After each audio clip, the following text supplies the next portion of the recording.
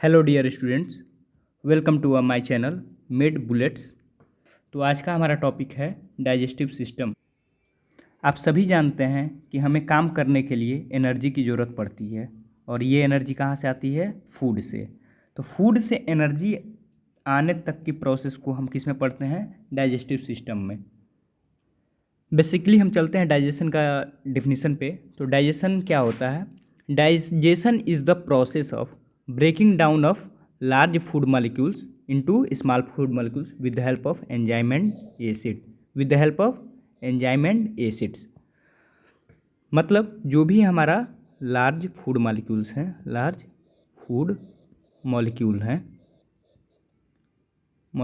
हैं, ये किस्म क्या होते हैं? इसका ब्रेकडाउन होता है। ब्रेकडाउन होता है किसमें? स्मॉल फूड मॉलिक्यूल्स में, स्मॉलर फूड मॉलिक्यूल्स में, विथ हेल्प ऑफ क्या बताए हैं? Enzyme and acids. Enzyme and acids. After breaking down of food molecules is absorbed by body cells. जब हमारा फूड मॉलिक्यूल्स का ब्रेकडाउन हो जाता है तो ये एब्जॉर्ब्ड हो जाता है हमारे बॉडी सेल्स के द्वारा। ठीक, हमारे कुछ डाइजेस्टिव प्रोसेस है, मेनली 5 प्रोसेस होते हैं। अलग अलग जगहों पे 7 प्रोसेस दिया रहता है, लेकिन वो इंक्लूडिंग होता है डाइजेशन में ही। तो चलते हैं डाइजेस्टिव प्रोसेस में। तो there are following basic principal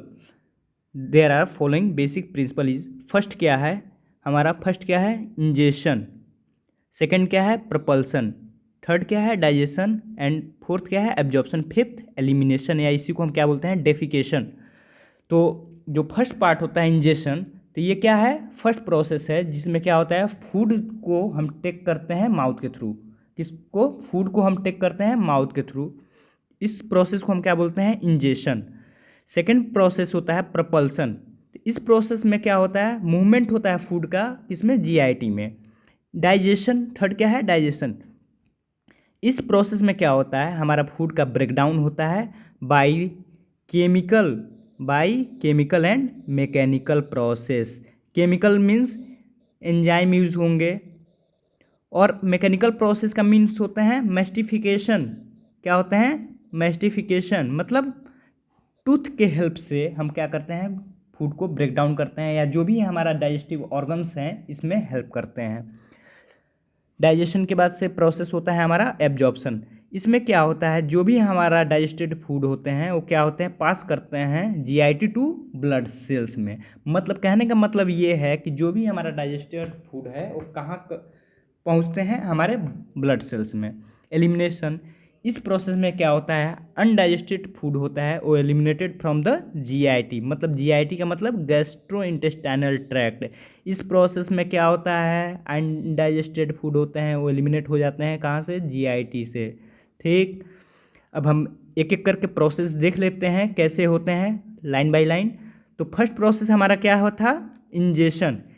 ingestion में क्या हो रहा था? जो भी हमारा फूड मॉलिक्यूल्स है उसको टेक कर रहे थे हम माउथ के थ्रू। तो फर्स्ट प्रोसेस क्या होता है? इंजेशन। इंजेशन के बाद से कौन सा प्रोसेस होगा?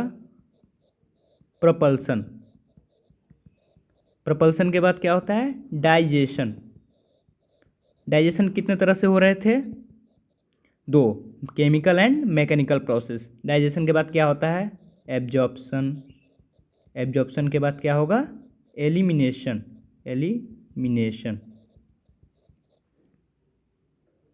अब हम बात करते हैं एनाटॉमी ऑफ डाइजेस्टिव सिस्टम के बारे में। तो digestive system consist of GIT and accessory organ. मतलब डाइजेस्टिव सिस्टम कंटेन कर रहा है क्या? GIT and accessory organ. GIT क्या होता है? मतलब gastrointestinal tract. It contain mouth, pharynx, oesophagus, stomach, small intestine and large intestine. और एसेसरी ऑर्गन में क्या आते हैं? Teeth, tongue, salivary gland, liver, gall bladder and pancreas. यहाँ हमारा डायग्राम दिया हुआ है जहाँ पे फर्स्ट पोर्शन क्या है? Mouth, oesophagus, stomach, pancreas, large intestine, gall bladder, liver, small intestine, rectum, anus. हम एक एक करके बाद में हम पढ़ेंगे इसको। तो फर्स्ट हम अब बात आता है माउथ का। तो माउथ क्या है? Mouth is loosely use term to denote the external opening. ध्यान दीजिएगा, यहाँ पर क्या है? Mouth is loosely use term to denote external opening and for the cavity its leads to. तो जो भी हमारी कैविटी होती है वो कंटेनिंग होते हैं anterior 2/3 of tongue and teeth in the mouth cavity और ओरल कैविटी और बक्कल कैविटी। हम माउथ कैविटी का हैं, ओरल कैविटी का हैं या बक्कल कैविटी का है, बात एक ही है। सेकेंड टर्म आता है टंग के बारे में। तो टंग क्या होता है? In digestive system play 2 important role. Tongue का 2 महत्वपूर्ण रोल होती हैं। First, tells the taste of food. Second, helps in chewing and swallowing of the food. पहला, जो भी हम फूड का जो भी स्वाद होता है इसमें हेल्प करता है कि वो कैसा है, बीटर है, स्वीट्स हैं, जो भी है। और सेकेंड क्या है? हेल्प्स करता है चीविंग मतलब चबाने एंड swallowing और निगलने में, किसको? फूड को। टीथ हमारा क्या है? टीथ हमारा एसेसरी ऑर्गन है जो कि हेल्प करता है डाइजेशन में, चीविंग द फूड मतलब फूड को चबाने में। सेकेंड है फायरिंग्स। फायरिंग्स क्या है? The pharynx is a medium passage that is common to the gastrointestinal and respiratory system. अगर हम बात करते हैं जीआईटी ट्रैक्ट में तो इसको हम क्या एक नाम से जानते हैं? Food pipe. And respiratory system में हम क्या जानेंगे इसको? Wind pipe. मतलब ये पाइप क्या है? ये जो फायरिंग्स हैं ये कॉमन है किसमें? जीआईटी एंड रिस्पिरेटरी में। अगर हम बात करेंगे श्वसन के बारे में मतलब सांस लेने में, तो उस कंडीशन में हम क्या करते हैं? उसको विंड पाइप के नाम से जानेंगे। फायरिंग्स वहाँ पे हेल्प करेगा और जो हमारा फूड है, फूड को जो पास करता है उसको हम क्या करेंगे? कहेंगे फूड पाइप। उसके बाद से हमारा टर्म आता है ओएसोफेगस। कहीं कहीं दिया होता है ईसोफेगस, तो आप लोग कन्फ्यूज में नहीं होइएगा, बात एक ही है। ओएसोफेगस का ही है या ईसोफेगस का है। ये क्या है? हमारा फाइब्रोमस्कुलर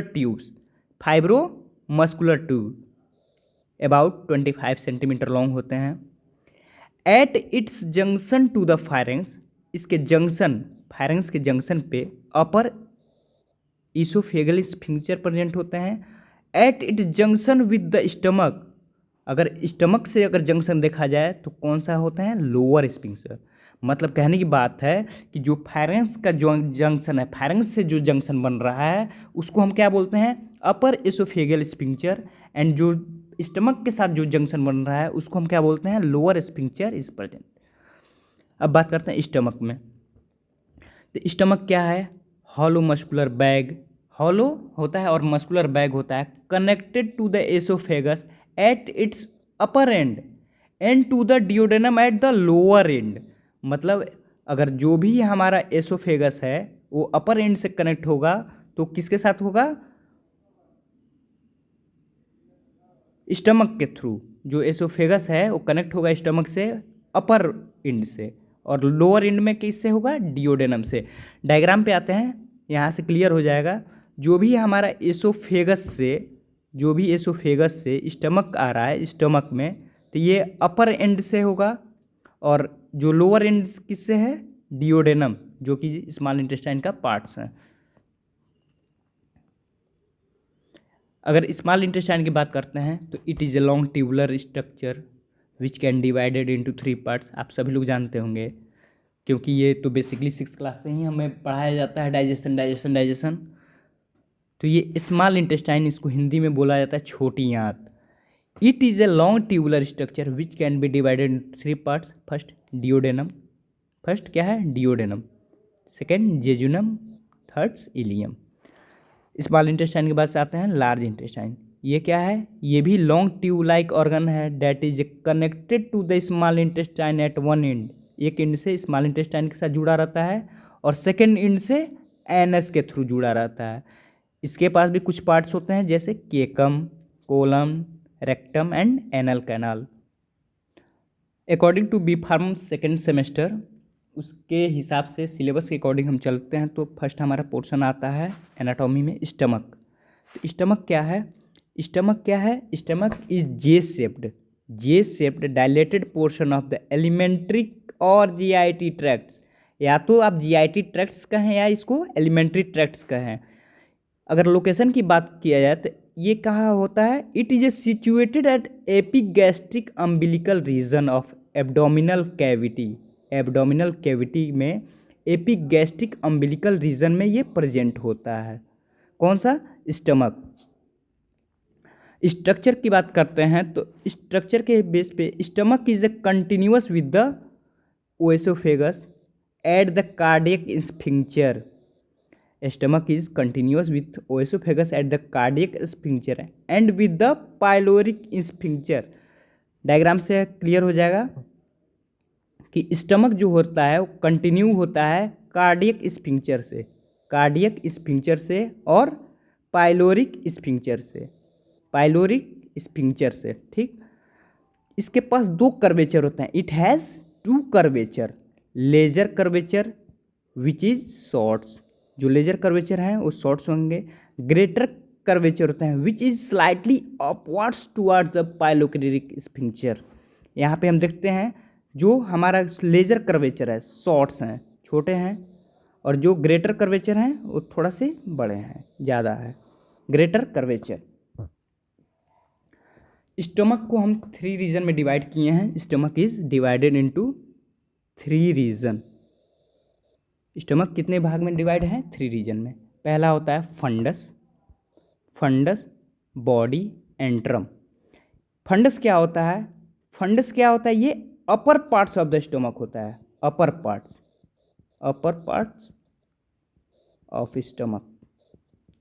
स्टमक का क्या होता है, ये अपर पार्ट्स होते हैं, जबकि बॉडी ये middle, middle and largest parts होते हैं, लार्जेस्ट पार्ट्स। और लास्ट में आता है एंट्रम, जो लोअर पोर्शन होता है स्टोमक का वो कंटिन्यू होता है किसके through, duodenum at its distal end pyloric sphincter. ये पाइलोरिक स्फिंक्चर क्या होता है, ये पाइलोरिक स्फिंक्चर क्या होता है, गार्डिंग होता है opening between the stomach and duodenum. Duodenum और स्टोमक के बीच की जो ओपनिंग है वो कौन से गार्ड करता है, पाइलोरिक स्फिंक्चर। अब स्फिंक्चर क्या होते हैं, स्फिंक्चर ऑफ द स्टोमक, 2 तरह के स्फिंक्चर हमारे प्रेजेंट हैं। पहला है कार्डियक स्फिंक्चर, पहला है कार्डियक स्फिंक्चर, सेकंड है पाइलोरिक स्फिंक्चर। तो द स्टोमक इज, पहले ही बताया है, the stomach is continuous with oesophagus at cardiac sphincter. ये जो एसोफेगस है वो क्या होता है, ये एसोफेगस है, ये कार्डियक स्फिंक्चर के साथ कंटिन्यू होंगे। पाइलोरिक स्फिंक्चर क्या है, the stomach is continuous with duodenum at pyloric sphincter. ये स्टोमक जब कंटिन्यूअस होते हैं आगे डियोडेनम के साथ, किस जंक्शन पे, एट पाइलोरिक स्फिंक्चर पे। नोट करने की एक बात है कि when the stomach is inactive, क्या होता है, अगर इनएक्टिव होते हैं तो उस कंडीशन में क्या होता है, पाइलोरिक स्फिंक्चर रिलैक्स्ड होता है एंड ओपन होते हैं। ठीक, व्हेन, अगर ओपन कब होते हैं, जब stomach contain food, the sphincter is closed. पहला क्या था, नोट सबसे पहली बात ध्यान में रखने वाली थी कि जब स्टमक इनएक्टिव होंगे और पाइलोरिक स्फिंक्चर उस कंडीशन में क्या होगा, रिलैक्स्ड होगा और ओपन होगा। जब उस स्टमक में फूड आ जाती हैं तो उस कंडीशन में क्या होता है, स्फिंक्चर क्लोज हो जाते हैं। अगर लेयर की बात कर रहे हैं, लेयर और वॉल ऑफ द स्टमक, तो इसके 3 लेयर होते हैं। पहला होता है मसल लेयर, सेकेंड होता है म्यूकोसा, थर्ड होता है सब म्यूकोसा। तो मसल्स लेयर में क्या होता है, it's consist 3 layer of smooth muscles. ये मसल्स लेयर क्या होता है, 3 स्मूथ मसल्स फाइबर का बना होता है। पहला लेयर जो आउटर लेयर होता है, जो बाहरी वाला होता है, आउटर लेयर, जो आउटर लेयर होता है वो लॉन्गिट्यूडनल फाइबर्स के होते हैं। मिडल लेयर होते हैं वो किसका होता है, सर्कुलर फाइबर का। इनर लेयर किसका होगा, ऑब्लिक फाइबर का। ठीक, यहाँ पे हमारा मसल्स लेयर होते हैं। मसल्स लेयर कितने रीजन में है, 3 smooth muscles fibre, muscles fibre. ठीक, पहला क्या क्या होता है, लॉन्गिट्यूडनल फाइबर्स, मिडल क्या होंगे, सर्कुलर फाइबर, इनर लेयर कौन सा फाइबर होगा? Oblique fibre. म्यूकोसा, म्यूकोसा क्या है? This layer is the inner most layer of the stomach and release hydrochloric acid. ये लेयर रिस्पॉन्सिबल है किस चीज़ के लिए? हाइड्रोक्लोरिक एसिड को रिलीज करने के लिए। And also numerous gastric glands are present below the surface which secrete gastric juice into the stomach. और ये गैस्ट्रिक जूस क्या होता है? Helping breakdown of large food molecules. जो भी हमारा गैस्ट्रिक जूस है या हाइड्रोक्लोरिक एसिड्स है, ये हेल्प करते हैं हमारे जो फूड को तोड़ने में। थर्ड जो लेयर है वो क्या है? सब म्यूकोसा। ये कंटेन करते हैं nerve blood vessels and support the mucosa. Thank you.